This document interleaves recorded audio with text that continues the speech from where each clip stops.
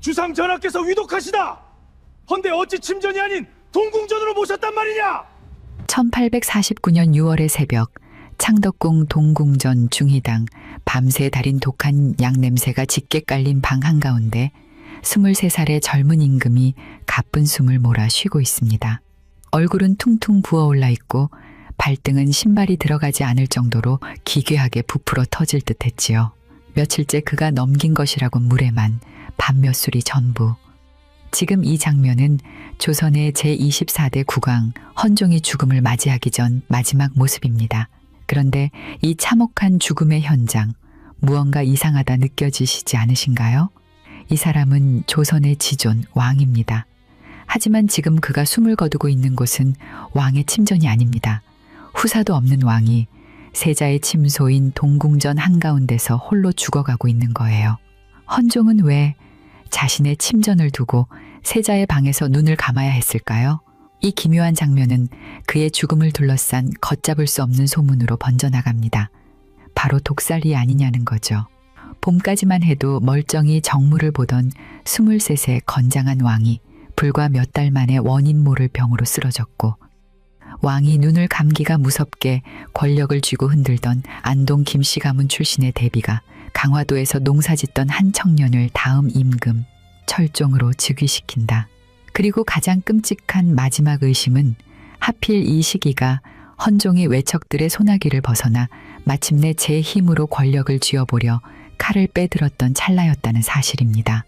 꽃미남급 외모에 혈기가 넘치던 왕의 급사, 그 죽음으로 가장 완벽한 이득을 챙긴 자들, 그리고 미리 짜놓은 듯한 후계자 지목까지. 이쯤 되면 사람들이 왜 독살이라는 두 글자를 입에 올렸는지 짐작이 가실 겁니다. 그런데 말이죠.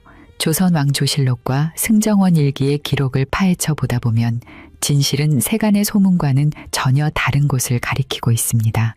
그리고 우리가 알고 있던 세도 정치의 희생양으로 수동적인 삶을 살다 떠난 힘없는 왕으로만 기억하기엔 그는 너무 안타까운 군주라는 거예요. 대체 이 남자의 삶에는 무엇이 있었길래 이토록 일찍 세상을 등져야만 했던 것일까요?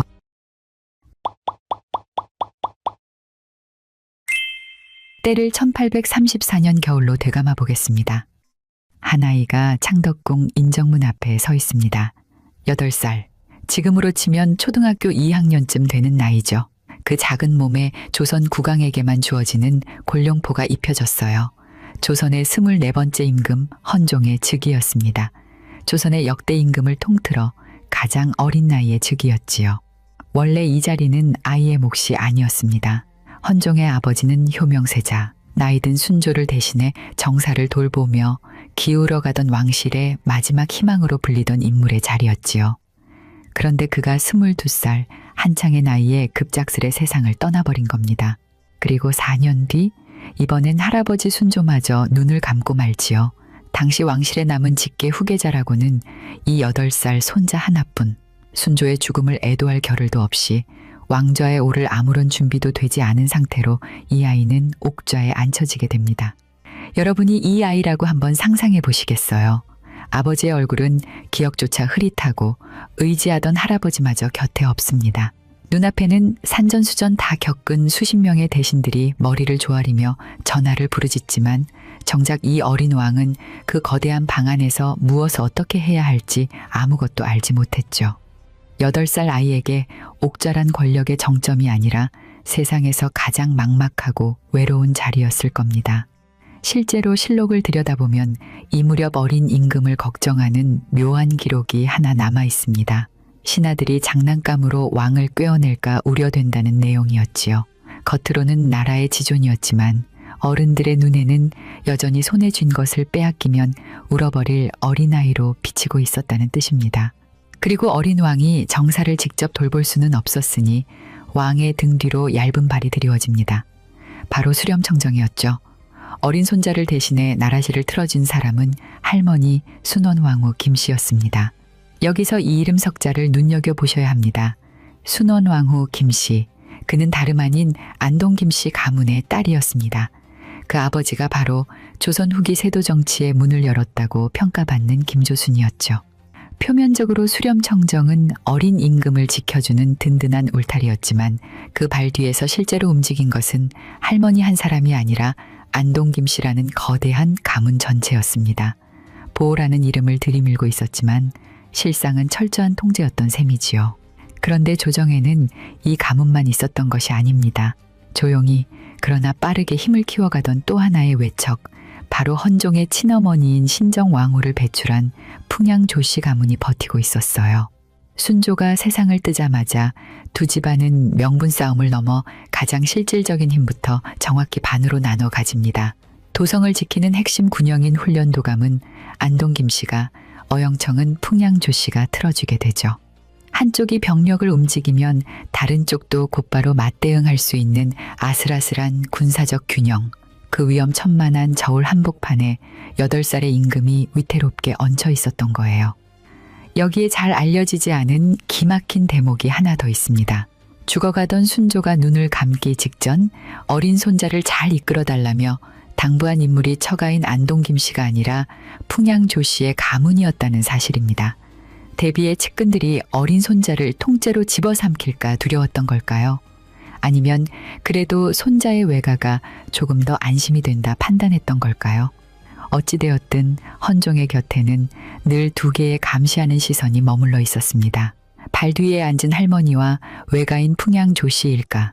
말하자면 이 시기에 헌종은 화려한 왕관을 쓴 볼모나 다름없었던 셈이에요. 가장 높은 자리에 앉아 있으면서도 실상 아무런 힘이 없는 외로운 존재였죠. 더욱 안타까운 것은 이 볼모의 자리마저 결코 안전하지 않았다는 점입니다. 즉위한 지 겨우 2년째 되던 1836년 충청도 천안에서 무서운 역모가 적발됩니다. 몰락한 양반 남응중이 상여에 무기를 숨겨 나르며 새 임금을 세우겠다는 계획을 꾸민 거지요. 그가 새 임금으로 세우려 했던 인물은 왕실 반계인 은원군의 손자였어요. 지금 옥좌에 앉은 아이 대신 다른 핏줄을 왕으로 갈아 끼우겠다는 노골적인 반역이었죠. 공교롭게도 훗날 헌종의 뒤를 잇는 철종이 바로 그 은원군의 손자였으니 역모로 지목되던 핏줄이 훗날 진짜 왕위에 오르게 된 역사 속 아이러니이기도 합니다. 다행히 남응중의 반역 사건은 거사 전에 밀고로 발각되어 주모자는 처형되었지만 생각해보면 아직 10살도 안 된 어린 왕의 발밑에서 벌써 반역의 음모가 싹트고 있었던 거예요. 사방이 적으로 둘러싸인 그 외로운 자리, 아이는 그 자리를 하루하루 버텨내며 숨죽여 자라났습니다. 그런데 그가 11살이 되던 해, 그 쓸쓸하고 차가운 궁궐에 또래 아이 하나가 조용히 걸어 들어옵니다. 이는 이 어린 왕의 곁에 처음으로 내 편이라 부를 만한 사람이 생기는 순간이었어요. 1837년 헌종의 나이가 11살이 되던 해의 일입니다. 삭막한 궁궐의 한 소녀가 발을 들입니다. 안동 김씨 가문 김조근의 딸이자 훗날 효연왕후가 될 인물이었지요. 나이는 헌종보다 1살 아래.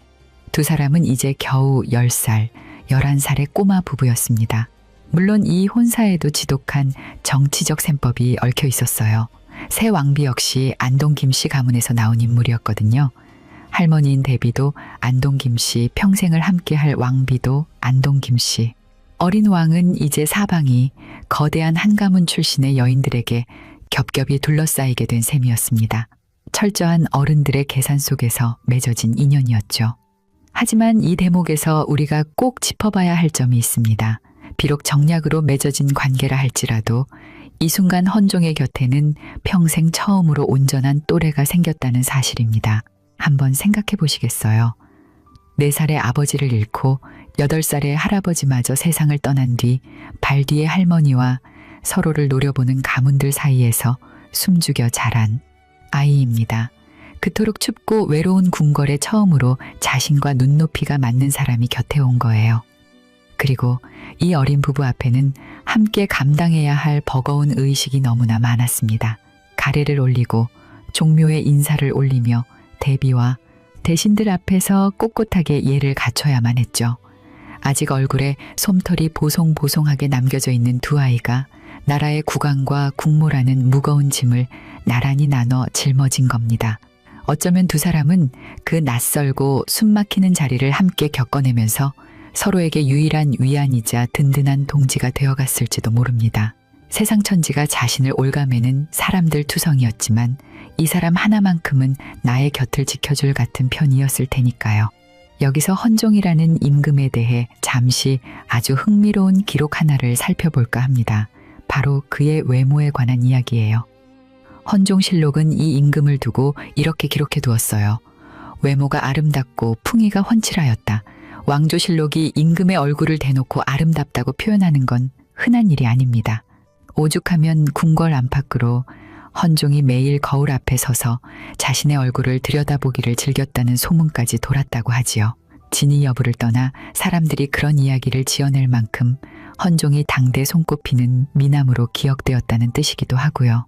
조선에서 가장 수려한 외모를 가졌다는 10대의 왕, 그리고 그 곁에서 함께 자라나는 앳된 왕비, 이대로만 흘러갔다면 꽤나 애틋하고 아름다운 궁중 로맨스가 되었을지도 모릅니다. 하지만 야속하게도 두 사람의 인연은 너무나 짧았어요. 1843년 왕비의 나이 16이 되던 해, 효연왕후는 창덕궁 대조전에서 조용히 숨을 거둡니다. 가래를 올린 지 고작 6년 만이었고 두 사람 사이에 자식은 없었어요. 무슨 병이었는지, 왜 이토록 갑작스레 세상을 떠나야 했는지 기록조차 남겨두지 않은 채 그녀의 헌종의 곁을 떠납니다. 16. 훗날 추존된 왕비들까지 전부 헤아려 보아도 조선 500년 역사를 통틀어 가장 어린 나이에 세상을 떠난 비운의 왕비였어요. 이제 17이 된 왕, 4살의 아버지를 여의고 8살의 할아버지를 잃었습니다. 그런데 이제는 세상의 풍파를 함께 견뎌내며 자라온 유일한 사람, 아내마저 잃어버린 겁니다. 그는 조선에서 가장 높고 화려한 자리에 앉아 있었지만 정작 자신이 의지할 수 있었던 모든 사람들은 하나둘 흔적도 없이 그의 곁을 떠나가 버렸죠. 왕이라는 자리는 본디 그토록 잔인한 것이었을까요? 만백성의 어버이라 칭송받으면서도 정작 자신의 소중한 사람들은 지켜내지 못하는 외로운 자리. 헌종은 20살이 채 되기도 전에 자신에게 가장 가까웠던 핏줄과 반려자의 상여를 무려 3번이나 지켜봐야만 했습니다. 하지만 이 지독한 상실감은 그저 눈물 섞인 슬픔으로만 끝나지 않았습니다. 지켜야 할 사람을 끝내 지키지 못했다는 지독한 무력감, 사람의 온기란 한순간에 흩어질 수 있다는 것을 뼛속 깊이 새겨버린 참담한 경험. 어쩌면 이때 겪은 쓰라린 이별이 훗날 헌종이 단 한 여인을 위해 궁궐의 법도마저 무시하며 그토록 무리한 일들을 벌이게 되는 마음속 깊은 뿌리가 되었을 수도 있거든요. 그러나 그 애틋한 여인에 대한 이야기를 꺼내기에 앞서 우리는 먼저 완전히 달라진 헌종의 모습을 만나보아야만 합니다. 그저 슬픔에 웅크려 있을 수만은 없었던 왕.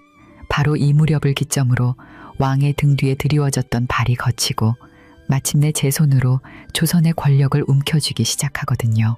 어린 아내를 떠나보낸 그 슬픔의 한복판에서 사실 헌종은 궁궐 안의 또 다른 치열한 싸움에 뛰어들고 있었습니다. 시간을 잠깐 2년 전으로 보겠습니다. 왕비를 잃기 2년 전인 1841년 헌종의 나이가 15이 되던 해에 그의 인생을 완전히 뒤바꿔 놓을 중대한 변화가 찾아옵니다. 바로 왕의 등 뒤에 드리워져 있던 발이 거친 것이지요. 원래 조선의 법도대로라면 수렴청정은 임금이 20살 성인이 될 때까지 이어져야만 했습니다. 그런데 할머니 순원왕후가 예정보다 무려 5년이나 앞당겨 발을 거두고 뒤로 물러난 겁니다. 이른바 친정이의 시작. 그리고 바로 이 시점부터 우리가 흔히 역사 속 세도 정치의 희생양으로만 알고 있던 무기력한 허수아비 왕과는 전혀 다른 모습의 헌종이 등장하기 시작합니다. 이 젊은 왕의 가슴속에는 확고한 롤모델이 하나 자리 잡고 있었어요. 바로 증조 할아버지 정조였습니다. 막강한 왕권으로 신하들을 압도하고 규장각을 세우며 친위 부대를 길러 그 누구의 눈치도 보지 않았던 위대한 군주. 헌종의 꿈은 아주 대담하고 명확했습니다. 나 역시 정조 임금과 같은 성군이 되리라. 사실 헌종과 정조 사이에는 꽤 흥미로운 인연이 하나 얽혀 있습니다. 헌종이 태어난 창경궁의 경춘전이 놀랍게도 과거 정조가 태어났던 바로 그 방이었거든요. 같은 공간에서 첫 울음을 터뜨린 두 임금. 헌종이 정조를 그토록 간절히 마음에 품은 데에는 이러한 운명적인 연결고리도 분명 한 몫을 했을 테지요. 헌종에게 정조는 그저 훌륭한 할아버지가 아니라 자신이 반드시 도달해야만 하는 명확한 롤모델에 가까웠습니다. 하지만 원대한 꿈과 현실 사이에는 숨이 턱 막힐 듯한 거대한 장벽이 하나 버티고 있었어요. 바로 사람을 뽑아 쓰는 인사권이었지요. 당시 나라의 모든 중대사를 결정하던 최고 권력기구 비변사는 이미 안동 김씨 일가가 빈틈없이 장악하고 있었습니다. 정상적인 절차를 밟아서는 왕의 사람을 단 한 명도 요직에 앉힐 수 없는 꽉 막힌 구조였던 거죠. 왕이 아무리 이 사람을 쓰겠다라고 하명하더라도 실무를 맡은 손발이 전부 안동 김씨 가문의 사람들이었으니 지시가 제대로 먹혀들리 만무했습니다. 그래서 헌종이 빼든 카드가 바로 특지였습니다. 복잡한 절차를 전부 건너뛰고 임금이 직접 인물을 콕 집어 관직에 앉히는 특별한 방식이었죠. 일종의 편법에 가까웠지만 꽉 막힌 조정에 자기 사람을 심을 수 있는 사실상 유일한 돌파구였습니다. 헌종은 이 특지를 적극적으로 활용해 안동 김씨의 맞수인 풍양 조씨 사람들을 조정 요직에 꽂아 넣기 시작합니다. 그 중심에는 할아버지 순조가 세상을 떠나며 어린 자신을 부탁했던 조인영이 있었죠. 헌종은 조인영을 비롯한 풍양 조씨 가문의 인물들을 대거 발탁하며 안동 김씨 일색이던 획일화된 조정에 조금씩 다른 색깔을 섞어 넣기 시작했습니다. 특정 가문이 독식하던 정치판에 임금이 직접 새로운 세력을 끌어들인 거지요. 이는 느리지만 아주 분명한 반격의 시작이었지요. 하지만 바로 여기서 젊은 왕이 짊어진 뼈아픈 딜레마가 나타납니다. 한번 생각해 볼까요? 외척의 그늘에서 벗어나기 위해 결국 또 다른 외척의 손을 잡아야만 했던 상황. 마치 늑대를 몰아내겠다며 굳게 닫힌 문을 열고 여우를 방 안으로 불러들인 격이지요. 안동 김씨를 누르기 위해 키워준 풍양 조씨 역시 결국 권력의 맛을 보고 또 다른 세도 가문으로 팽창할 것이 분명했습니다. 헌종이 시도한 왕권 강화는 시작부터 이토록 지독한 모순을 품고 굴러갈 수밖에 없었던 거예요. 그럼에도 불구하고 이청년은 자신만의 방식으로 진짜 왕이 되어가고 있었습니다. 발 뒤에 숨어 그저 명분으로만 존재하던 어린 볼모는 이제 그곳에 없었죠. 비록 편법을 써야 했고 다른 외척의 힘을 빌려야만 했지만 그는 분명 자신의 힘으로 단단했던 정치판을 부수고 있었습니다. 어쩌면 이 몇 년의 시간은 헌종의 일생에서 가장 왕으로서 빛나는 시간이 아니었을까요? 한편 궁궐에는 시급히 해결해야 할 무거운 숙제가 하나 남아 있었습니다. 주인을 잃고 텅 비어버린 중전의 자리였지요. 첫 아내 효연왕후가 세상을 떠나고 이듬해인 1844년 새 왕비를 고르기 위한 간택이 열립니다. 그렇게 두 번째 중전으로 궁에 들어온 인물은 남양 홍씨 가문의 딸 훗날의 효정왕후였지요. 그런데 이 간택을 두고 아주 흥미로운 뒷이야기 하나가 따라 붙습니다. 바로 임금이 직접 간택 자리에 발걸음을 했다는 사실이에요. 조선의 법도상 왕비를 고르는 일은 철저히 왕실의 여성 어른들, 즉 대비와 대왕 대비의 몫이었습니다.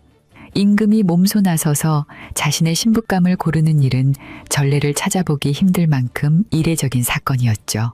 일찍이 첫 아내를 잃은 젊은 왕이 이번만큼은 어른들의 정치적 계산이 아니라 정말 자신의 마음이 이끄는 사람을 곁에 두고 싶었던 것일까요? 이 부분만 보면 어쩌면 왕의 낭만적인 수뇌부를 떠올리실 수도 있을 거예요. 하지만 결과는 기대와는 조금 달랐습니다. 그렇게 직접 나서 간택한 중전이었음에도 불구하고 계비로 맞이한 효정 왕후와의 사이에서 헌종은 끝내 자식을 얻지 못하거든요. 게다가 궁궐 사람들 사이에서는 왕이 새 왕비의 처소를 좀처럼 찾지 않는다는 씁쓸한 소문마저 조용히 번져나가기 시작합니다. 자신이 직접 간택 자리에까지 나가 맞이한 정식 왕비였음에도 정작 헌종은 그녀를 온전히 마음으로 품지 못했던 거예요. 도대체 왜 그랬을까요? 여기에는 당시 궁궐 사람들만 아름아름 눈치채고 있던 아주 결정적인 이유가 하나 숨어 있었습니다. 헌종의 마음은 이미 왕비가 아닌 다른 곳에 가 있었거든요. 간택이 치러지던 그 수많은 사람들 속에서 우연히 시선이 스쳤던 한 여인을 향해서 말이지요. 이 여인의 이야기를 하기 앞서 그 전에 헌종이 정조를 얼마나 진심으로 따르려 했는지부터 먼저 살펴볼까 합니다. 정조를 담겠다는 헌종의 다짐은 단순한 허언이 아니었습니다. 그는 정조가 남긴 치세의 청사진을 꺼내어 그 묵은 먼지를 털어내고 조심스레 현실로 옮기기 시작했죠. 첫 번째는 군대였어요. 정조에게는 장용령이라는 친위 부대가 있었습니다. 오직 왕에게만 충성하는 왕 자신의 군대였죠.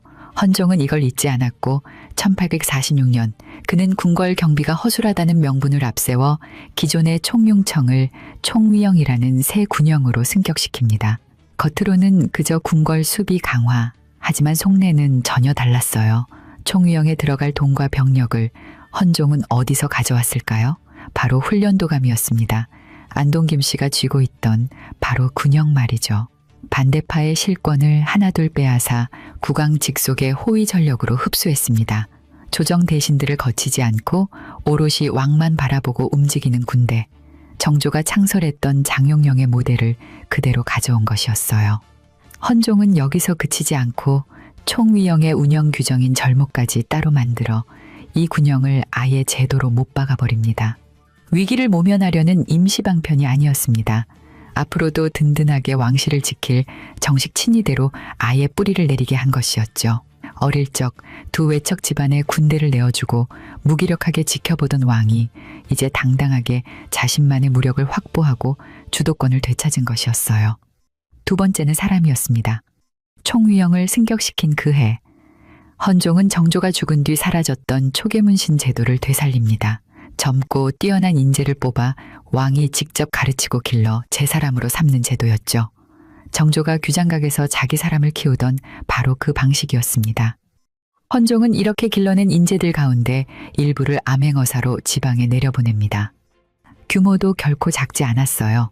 1846년에는 영의정 권돈인의 주관 아래 20명을, 1848년에는 정원용의 주관 아래 36명을 초계문신으로 뽑았지요. 이들 중에는 훗날 개화사상의 선구자가 되는 박규수 같은 인물도 포함되어 있었습니다. 헌종의 이러한 행보에는 세도 가문의 입김을 철저히 배제하고 오직 왕을 위한 눈과 귀를 만들겠다는 의도가 담겨 있었죠. 신하들이 걸러낸 보고가 아니라 부정부패로 병들어가는 지방의 실상을 국왕이 직접 확인하겠다는 결단이었어요. 그리고 여기서 헌종은 마지막이자 가장 과감한 승부수를 띄웁니다. 권력 싸움에서 밀려났던 사람들을 다시 제자리로 돌려놓기 시작한 거죠. 그가 세상을 떠나던 1849년 헌종은 안동 김씨의 눈밖에 나 유배지에 갇혀있던 인물들을 차례차례 풀어줍니다. 이 명단에는 우리가 너무나 잘 아는 추사 김정희의 이름도 포함되어 있었어요.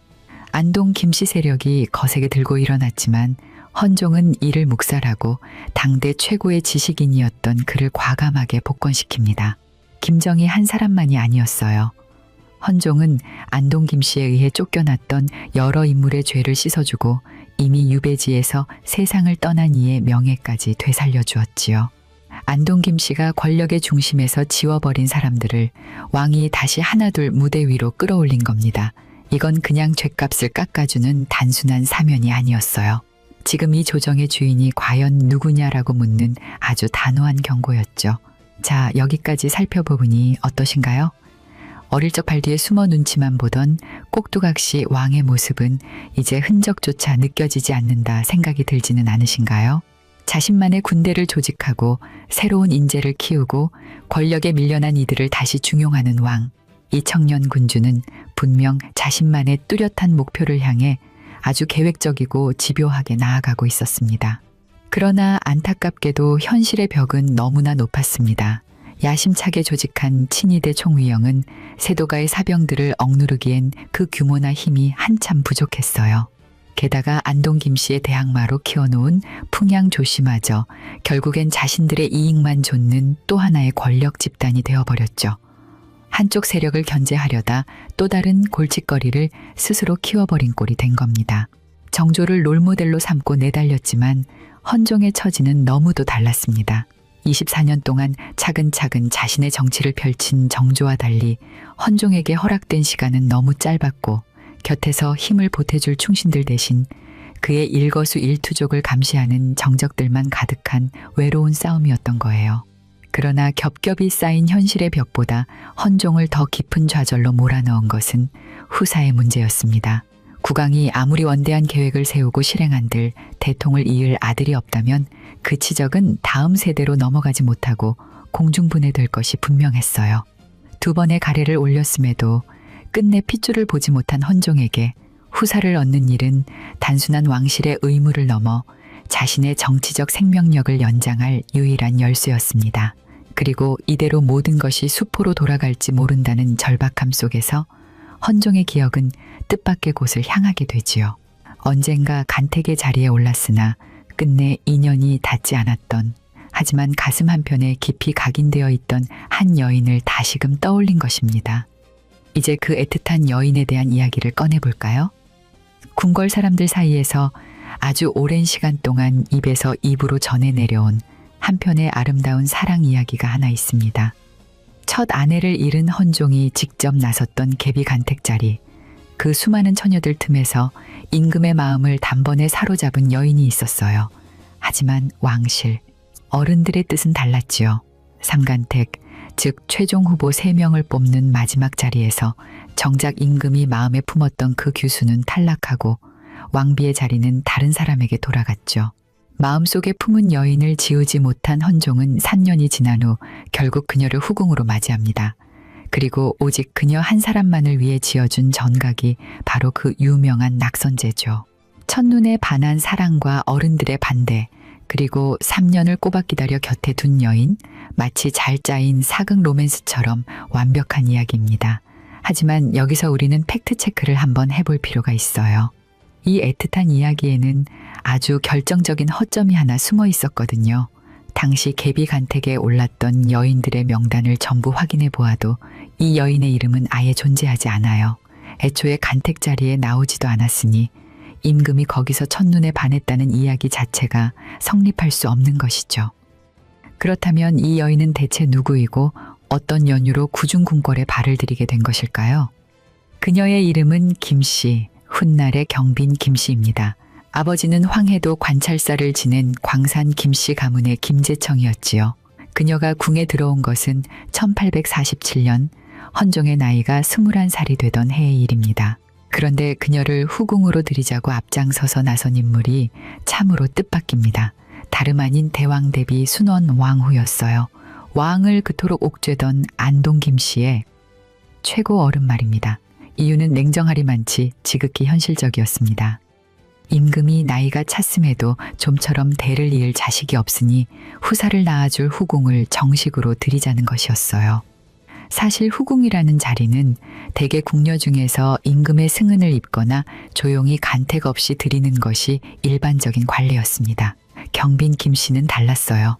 정식 왕비를 뽑을 때처럼 사대부가 규수들을 대상으로 어엿한 간택 절차를 밟아들인 아주 이례적인 후궁이었거든요. 그만큼 왕실이 그녀에게 걸었던 기대, 즉 대를 이을 후사에 대한 절박함이 얼마나 컸는지를 짐작하게 하는 대목이죠. 그러니까 경빈 김씨의 입궁은 불꽃 같은 사랑의 도피라기보다는 왕실의 후계 문제를 해결하기 위해 철저히 계산된 결정에 가까웠을 수 있다는 겁니다. 하지만 여기서 우리가 진짜 눈여겨보아야 할 것은 따로 있어요. 바로 헌종이 이 여인을 후궁으로 맞이하는 과정에서 보여준 단호한 모습이죠. 경빈을 후궁으로 들이는 실무를 주도했던 인물은 풍양 조씨 가문의 조병현이었습니다. 헌종의 편에 서 있던 사람이었죠. 그런데 이 과정에서 조병현은 안동 김씨 세력으로부터 거센 탄핵을 받게 됩니다. 왕의 수족이 정치적인 표적이 되어 공격을 받은 거지요. 그때 헌종은 어떻게 반응했을까요? 결코 뒤로 물러서지 않았습니다. 오히려 안동 김씨의 반발을 정면으로 뚫고 조병현을 든든하게 감싸 안으며 기어이 김재청의 딸을 경빈으로 책봉하지요. 외척들의 압박 속에서도 자신이 뜻한 바를 굽히지 않고 뚝심 있게 밀어붙인 겁니다. 그리고 이즈음 그 유명한 낙선제가 등장합니다. 헌종이 경빈을 위해 지은 낙선제와 석복헌에는 아주 흥미로운 설계가 숨어 있습니다. 바로 궁궐의 최고 어른인 대왕 대비가 머물 수강제를 그 옆에 나란히 붙여놓았다는 점이죠. 후궁의 거처를 대왕 대비의 처소와 어깨를 나란히 하도록 만든 이 파격적인 배치는 다분히 의도적이었습니다. 경빈의 위상을 단숨에 끌어올리는 동시에 그녀가 장차 낳을 아이에게 흔들리지 않는 배경을 만들어주기 위한 헌종의 계산이 포함되어 있었거든요. 건물 한 채를 짓는 데에도 대를 잇고야 말겠다는 왕의 절실함이 고스란히 묻어난 셈입니다. 단청조차 칠하지 않은 소박하고 단정한 전각. 언뜻 보면 그저 임금이 사랑하는 여인과 오붓한 시간을 보내기 위해 지어 올린 낭만적인 공간처럼 보이죠. 하지만 그 이면을 들여다보면 전혀 다른 이야기가 펼쳐집니다. 낙선제의 또 다른 이면에는 학문과 정치가 자리하고 있습니다. 헌종은 과거 정조가 규장각을 통해 이룩했던 문예 군주의 위상을 이곳에서 다시 실현하고자 했습니다. 전각에 수천 권의 서적을 쌓아두고 학문에 매진하며 독자적인 국정 운영을 꿈꾸었던 것이죠. 결국 낙선제는 사랑하는 이를 곁에 두려 했던 낭만적인 공간인 동시에 왕실의 권위를 굳건히 세우려 했던 헌종의 묵직한 정치적 거점이었다고 할 수 있습니다. 그럼 이쯤에서 잠깐 질문 하나 드려볼까요? 그렇다면 헌종과 경빈 김씨의 관계는 그저 정치적인 결합이었을까요? 아니면 진실한 사랑이었을까요? 솔직히 말씀드리면 이 두 가지를 무자르듯 깔끔하게 나누는 것은 불가능에 가깝습니다. 후사를 반드시 얻어야 한다는 절박한 정치적 필요와 안동 김씨의 맹렬한 탄핵마저 무릅쓰고 이 여인을 끝내 지켜낸 임금의 애틋한 마음은 도무지 떼어놓을 수 없을 만큼 엉켜 있으니까요. 어쩌면 헌종에게 경빈은 정치적인 승부수인 동시에 그 외롭던 생애에서 처음으로 온전한 마음을 내어준 진짜 사랑이었는지도 모릅니다. 또한 낙선제에서 이 여인과 함께했던 시간이 사방이 적으로 둘러싸였던 헌종의 일생에서 가장 따뜻하고 평온했던 유일한 시간이기도 했을 테고요. 그러나 안온했던 그 시절은 찰나에 불과했습니다.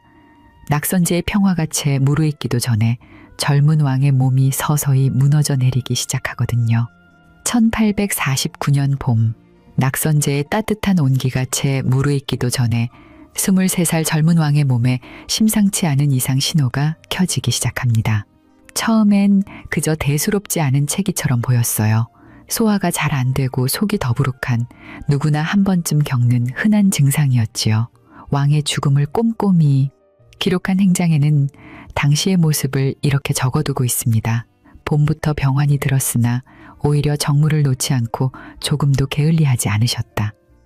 아파도 국정을 손에서 놓지 않는 성실한 임금. 겉보기엔 참으로 훌륭하고 듬직한 군주의 모습입니다. 하지만 그 지독한 성실함이 어쩌면 그의 몸을 안에서부터 서서히 갉아먹고 있었던 건 아닐까요? 사실 헌종은 평소 병치레가 잦은 허약한 체질이 결코 아니었습니다. 기록에 남은 큰 병이라곤 17살 무렵 천연두를 한번 앓고 지나간 것이 전부였거든요. 그마저도 훌륭하게 완치해냈고요. 그러니까 이 왕은 23살이 될 때까지 이렇다 할 잔병치레 없이 아주 건강하게 지내온 사람이었습니다. 그런데 그렇게 건장했던 청년이 단 몇 달 만에 손쓸수조차 없이 무너져 내립니다. 바로 이 지점이 헌종의 죽음을 둘러싼 무성한 의문의 출발점이기도 하지요. 당시의 상황을 낱낱이 기록한 승정원 일기를 따라가 보면 이 젊은 왕의 마지막 100일이 아주 생생하게 되살아납니다. 4월 어느 날 도제조 권돈인이 왕의 안색을 살피고는 이렇게 아뢰입니다. 전하의 옥체가 여위고 낯빛이 거칠하시니 신의 마음이 불안하기 그지없사옵니다. 그러자 왕은 담담하게 대답하죠. 이번 병은 그저 체기가 빌미가 되었을 뿐 다른 증세는 없다고 말입니다. 자신의 병을 대수롭지 않게 넘겨버린 겁니다. 그런데 이날 권돈이는 아주 의미심장한 당부를 하나 덧붙입니다. 임금이 약을 지을 때 어이의 정식 진료를 거치지 않고 대내에서 직접 처방해 드시니 너무나 불안하다는 것이었죠. 뒤집어 말하면 헌종은 그동안 어이들의 꼼꼼한 진료 과정을 훌쩍 건너뛰고 자신의 뜻대로 아무 약이나 지어 삼켜왔다는 뜻이 됩니다. 누구의 통제도 받지 않은 자의적인 처방. 정작 왕의 몸 안에서 무슨 일이 벌어지고 있는지 제대로 아는 사람이 궁궐 안에 단 한 명도 없었던 셈이지요. 하지만 헌종의 몸은 그의 호언장담과는 정반대로 흘러갑니다. 단순한 체기에 이어 심한 설사가 시작됐고 끔찍한 복통이 그를 밤낮으로 괴롭혔어요. 소변을 보지 못해 다급히 이뇨제를 찾을 정도였습니다. 이 약 저 약을 정신없이 바꿔가며 처방했지만 병은 잠시 잡히는 듯 하다가 이내 무서운 기세로 되돌아왔습니다. 그리고 5월 아주 결정적이고 치명적인 증상이 나타납니다. 얼굴이 퉁퉁 붓고 발이 부어오르기 시작한 겁니다. 꽉 막혀있던 소변이 이뇨제를 쓰면 밤사이 요강을 반이나 채울 만큼 한꺼번에 쏟아져 내렸어요. 몸이 수분을 제대로 걸러내지 못한 채 속에서부터 망가지고 있었던 겁니다. 오늘날의 의학적인 시선으로 보자면 신장이 서서히 제 기능을 잃어가는 신부전증의 신호에 가깝습니다. 여기서 우리가 반드시 주목해야 할 것이 하나 있습니다. 바로 이 앳된 임금이 매일같이 들이켰던 약입니다. 당시 헌종은 극심한 식욕부진에 시달리고 있었습니다. 밥을 물에 말아 겨우 몇 술 넘기는 것이 전부였지요.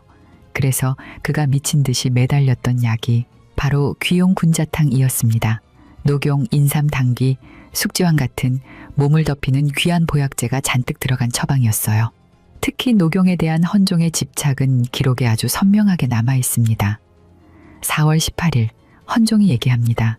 치료가 끝난 뒤에 녹용과 당귀가 든 보약을 100첩쯤 연달아 복용하고 싶구나. 그러자 곁에 있던 권돈인이 말리기는커녕 덥석 맞장구를 치지요. 100첩이 다 무엇이옵니까? 1000첩은 드셔야 하옵니다. 임금의 건강을 책임져야 할 최측근 신하가 오히려 한술 더 떠서 부추긴 겁니다. 왕은 그 말에 흡족해하며 녹용을 최상품으로 대령하라 명하지요. 자, 여기서 잠깐 상식적으로 한번 생각해 보실까요?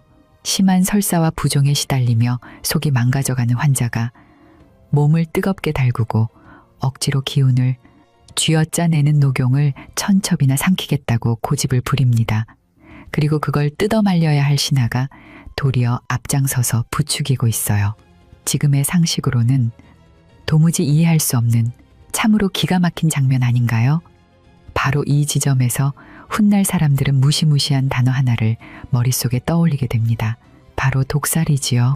사실 의심을 품을 만한 정황은 차고 넘쳤습니다. 첫째, 23살에 건장했던 젊은 왕이 대를 이을 후사도 남기지 못한 채 너무나 갑작스럽게 쓰러졌습니다. 둘째, 그 죽음으로 가장 완벽하게 이득을 본 세력은 왕이 그토록 억누르고 견제하려 했던 안동 김씨 가문이었지요. 셋째, 왕이 눈을 감기가 무섭게 안동 김씨의 대왕 대비는 강화도에서 농사나 짓고 있던 엉뚱한 청년을 다음 임금으로 재빠르게 지명해버립니다. 자신들을 옥죄던 똑똑한 임금이 사라지자 그들의 세도 정치는 마침내 거칠 것 없는 완벽한 전성기를 맞이하게 되었다 판단한 거죠. 젊은 왕의 급사, 그 죽음으로 어마어마한 권력을 독차지한 세력, 그리고 마치 미리 짜놓은 듯 재빨리 세워버린 꼭두각시 후계자.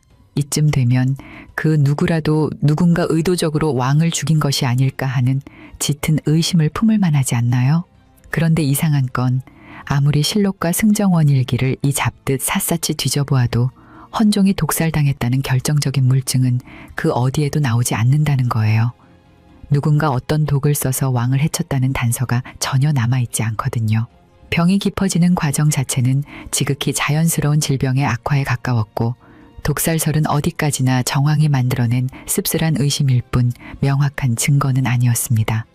그렇다면 이 젊고 원대한 꿈을 꾸던 왕을 무너뜨린 진짜 범인은 대체 누구였을까요? 어쩌면 그를 죽음으로 몰고 간 것은 누군가의 손에 들린 차가운 독약이 아니라 스스로 낫기 위해 매일같이 맹목적으로 삼켰던 그 독한 약들, 그리고 그토록 약에 매달릴 수밖에 없게 만들었던 짓눌린 삶의 무게가 아니었을까요? 23살의 육체라고는 도무지 믿기 어려울 만큼 처참하게 무너져 내린 젊은 군주의 마지막 모습을 다시금 찬찬히 응시해 봅니다. 수분을 배출하지 못해 한껏 부풀어 올라 터질 듯한 피부, 음식을 거부하며 바짝 말라붙어가는 위장, 그토록 속이 꽉 막히고 망가진 장기 속으로 임금은 끊임없이 뜨거운 열기를 품은 독한 녹용과 인삼을 미친 듯이 쏟아부었어요. 그리고 사람들은 이 기괴한 죽음의 풍경을 두고 누군가 몰래 탕약에 섞어 넣은 암살의 징후를 의심했지요. 하지만 관점을 조금만 비틀어 보면 이 모습은 당시 조선을 짓누르던 세도 정치의 숨막히는 민낯을 가장 적나라하게 증명하는 생물학적 지표일지도 몰라요. 8살 세상에서 가장 차갑고 외로운 감옥인 옥좌에 던져진 아이는 숨통을 조여오는 두 외척 가문의 틈바구니에서 기어이 살아남아 자신의 발톱을 드러냅니다. 증조부 정조라는 거대한 환영을 쫓아 독자적인 친위대를 꾸리고 새로운 인재들을 끌어모아 꽉 막힌 조정을 어떻게든 뒤집어 보려 발버둥 쳤죠. 하지만 그 모든 정치적 저항과 야심이 의미를 가지려면 단 하나의 절대적인 조건, 바로 자신을 이을 핏줄이 필요했습니다. 그의 일상에는 단 하루의 휴식도 허락되지 않았어요. 낮에는 조정의 절반 이상을 장악한 안동김 씨의 맹렬한 견제를 온몸으로 받아치며 신경을 곤두세워야 했고, 밤에는 대통을 이어야 한다는 왕실의 지독한 강박 속에 자신의 몸을 끊임없이 올감했습니다. 결국 그를 쓰러뜨린 것은 혀끝에 닿은 한 줌의 독약이 아니었어요. 도무지 벗어날 길이 없었던 억압 속에서 빚어진 철저하고도 완벽한 소진이었죠. 몸이 썩어 들어가는 줄도 모르고 천첩의 노경을 부르짖었던 것은 그저 병을 낫게 해달라는 투정이 아니라 어떻게든 이 잔혹한 세계에서 살아남고 싶었던 왕의 가장 처절하고도 슬픈 저항이었던 셈입니다. 하지만 왕의 심장 박동이 멈추는 바로 그 순간, 그가 제 몸을 깎아가며 막아내려 했던 잿빛 미래가 도리어 활짝 만개하고 맙니다. 후사가 없다는 단 하나의 치명적인 빈틈, 대왕 대비는 그 틈을 파고들어 한자조차 제대로 읽지 못하던 강화도의 19살 농사꾼 청년을 옥좌에 앉힙니다. 철종의 즉위, 그것은 자신들을 매섭게 옥죄던 똑똑한 임금이 사라져버린 뒤 안동 김씨 가문에게 내려진 가장 완벽한 축복이었지요. 헌종이 피를 토하는 심정으로 조직했던 군대와 정성을 다해 길러낸 인재들은 왕의 죽음과 동시에 한 줌의 모래처럼 흩어져 버리고 말죠. 결국 세도 정치는 마침내 그 누구도 막을 수 없는 절대적인 전성기를 맞이하게 됩니다. 그리고 이 모든 광풍이 휩쓸고 지나간 텅 빈 폐허 위에는 오래도록 그림자처럼 남겨진 여인 하나가 있었어요. 헌종이 거센 정치적 탄핵의 폭풍마저 온몸으로 막아내며 자신의 곁에 두었던 여인, 경빈 김씨입니다. 23살의 지존이 세상을 떠났을 때 그녀의 나이는 고작 18배 불과했습니다. 왕의 단단한 비호 아래 낙선제에서 누렸던 꿈같은 시간은 불과 2년 남짓, 그 찰나의 봄날을 누린 대가로 그녀가 치러야 했던 것은 무려 58년이라는 세월 속 고독이었지요. 궁박 순화궁으로 밀려난 그녀는 남편을 잃은 미망인이자 자식조차 품지 못한 잊혀진 여인으로 반세기가 넘는 기나긴 세월을 숨죽인 채 살아내야 했습니다. 1907년 기울어가는 대한제국의 끝에서 76의 나이로 세상을 떠날 때까지 그녀의 기나긴 침묵은 그 자체로 헌종이 남기고 간 쓸쓸한 역사의 흉터였지요. 지금도 창덕궁 깊숙한 곳에는 단청 하나 없이 소박한 모습으로 자리한 전각, 낙선제가 조용히 숨쉬고 있습니다. 겹겹이 에워싼 세도 정치의 사슬을 끊어내고 굳건한 왕권을 세우려 했던 군주의 야심, 그리고 사랑하는 사람과 그저 평온하게 기대어 살고 싶었던 평범한 소망이 함께 깃든 곳. 100년이 훌쩍 넘는 시간이 흐른 지금, 23세 일찍 떠나버린 왕도, 그를 그리며 홀로 긴 세월을 버텨낸 여인도 이제는 없습니다. 그 치열하고 안타까웠던 시간들은 다 지나가고 오직 단아한 정각만이 남아 그 시대의 이야기를 조용히 건네고 있을 뿐이죠. 여러분은 처절하고도 안타까운 삶을 살다 갑작스러운 죽음을 맞이한 이 아름다웠던 왕을 어떻게 기억하시겠습니까? 거대한 세도 정치의 물결 속에서 결국 아무것도 이루지 못한 채 쓰러져간 그저 가엾고 무기력한 희생양이었을까요? 아니면 자신을 올가매는 단단한 벽 앞에서도 끝내 포기하지 않고 그 한계를 뛰어넘으려다 스스로를 남김없이 태워버린 아름다운 군주였을까요?